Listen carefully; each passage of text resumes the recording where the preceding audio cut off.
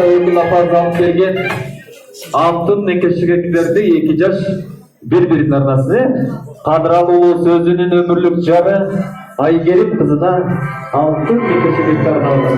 Чоңор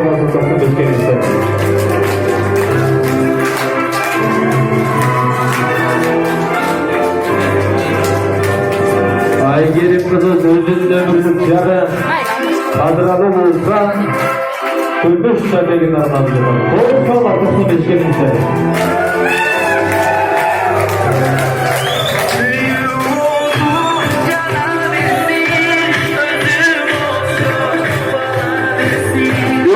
Sürekli çıkıyoruz.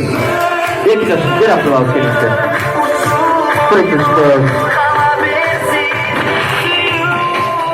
Sürekli çıkıyoruz.